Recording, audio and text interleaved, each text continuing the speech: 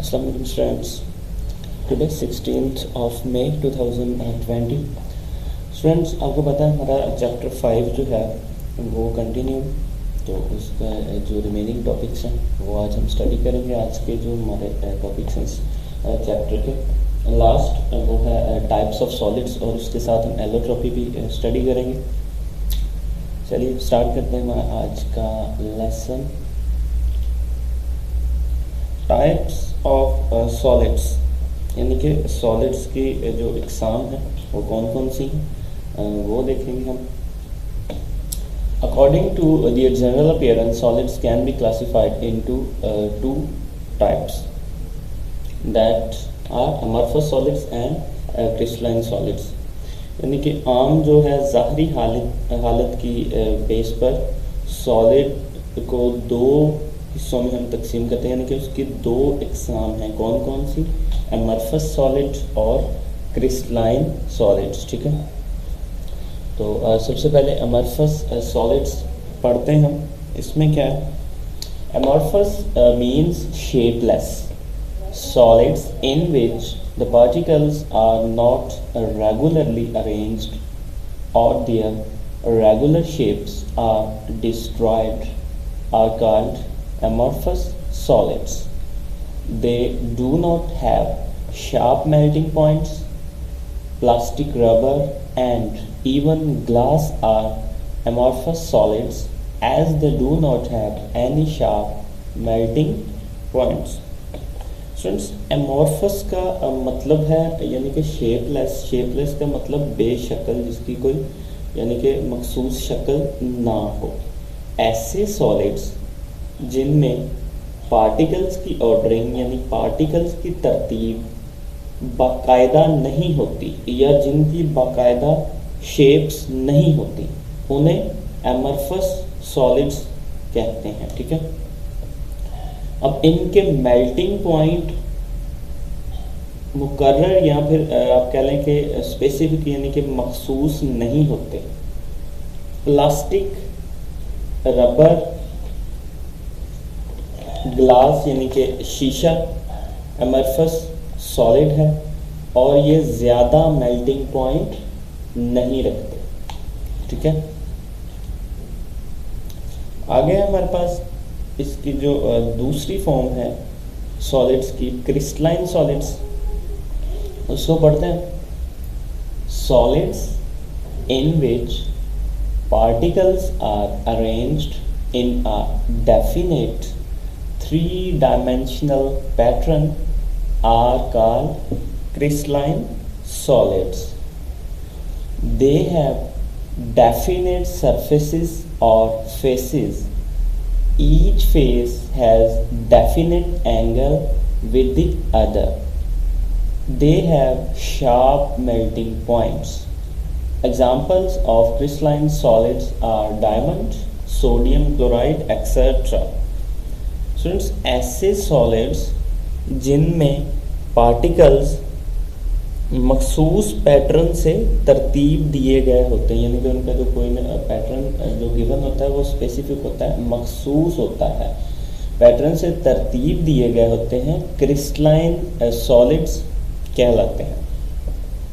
अब इनकी जो वाज़े सतहें और जो किनारे होते हैं, ठीक है, हर किनारा दूसरे के साथ मखसूस एंगल बनाता है, एक स्पेसिफिक एंगल यानी कि मखसूस ज़ाविया जिसे कहते हैं वो बनाता है। इनके मेल्टिंग पॉइंट स्पेसिफिक और ज़्यादा होते हैं, यानी कि मखसूस होते हैं और ज़्यादा होते हैं।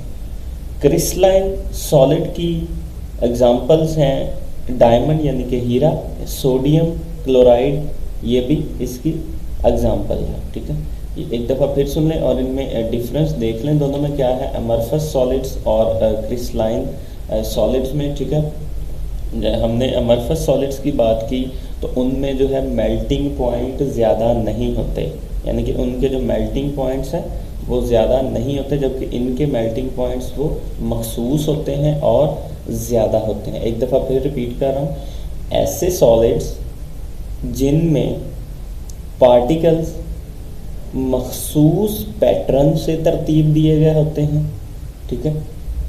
क्रिस्टलाइन सॉलिड्स कहलाते हैं, जिनका पैटर्न जो है वो मखसूस हो और एक ऑर्डर से तरतीब दिया गया हो, ठीक है।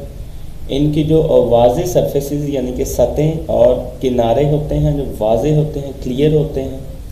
हर जो एज है, हर किनारा दूसरे किनारे के साथ मखसूस एंगल बनाता है, मखसूस जाविया बनाता है। इनके मेल्टिंग पॉइंट मखसूस और ज़्यादा होते हैं।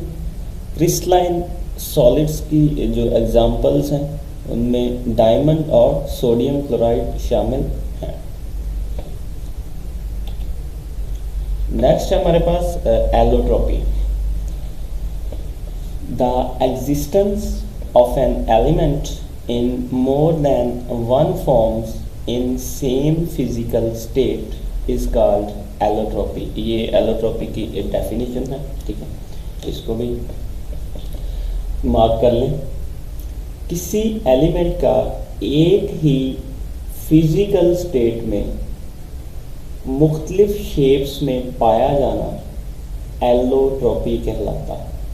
किसी एलिमेंट का एक ही फिजिकल स्टेट में डिफरेंट फॉर्म्स में पाया जाना, मुख्तलिफ यानी कि अशकाल में पाया जाना क्या कहलाता है? एलोट्रोपी कहलाता है। Allotropy is due to, allotropy की जो वजूहात होती हैं वो नीचे गिवन है, वो हम पढ़ते हैं। इसकी दो जो है वो रीजंस हैं हमारे पास, उनको वन बाय वन पढ़ते हैं। The existence of two or more kinds of molecules of an element each having different number of atoms such as allotropes of oxygen are oxygen O2 and ozone O3।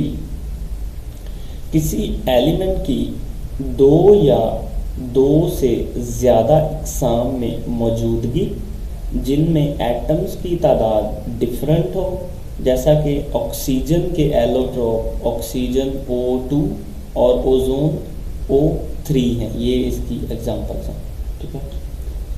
Next है हमारे पास number 2 point, different arrangement of two or more atoms or molecules in a crystal of the element such as sulfur shows allotropy due to different arrangement of molecules S8 in the crystals।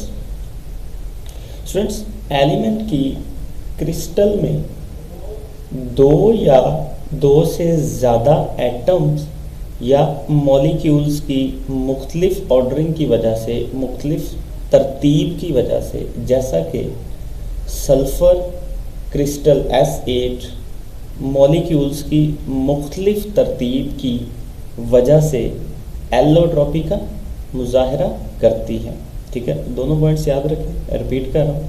Number 1, किसी element की दो या दो से ज़्यादा इकसाम में मौजूदगी, दो या दो से ज़्यादा, ये बात याद रखनी है, मौजूदगी जिनमें एटम्स की तादाद मुख्तलिफ हो, जैसा कि ऑक्सीजन के एलोट्रोप ऑक्सीजन O2 और O3 ओजोन का फॉर्मूला, ठीक है, ओजोन है, ये इसकी एग्जांपल है। नंबर 1 पॉइंट में ये मेंशन करना है। नंबर 2 में एलिमेंट की क्रिस्टल में दो या दो से ज़्यादा एटम्स या मॉलिक्यूल्स, ठीक है, दो या दो से ज़्यादा एटम्स या मॉलिक्यूल्स की मुख्तलिफ ऑर्डरिंग की वजह से या मुख्तलिफ तरतीब की वजह से, ठीक है, जैसा कि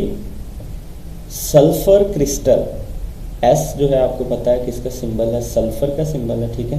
सल्फ़र क्रिस्टल S8 मॉलिक्यूल्स की मुख्तलिफ तरतीब की वजह से एलोट्रोपी शो करती है, यानी कि एलोट्रोपी का मुजाहरा करती है।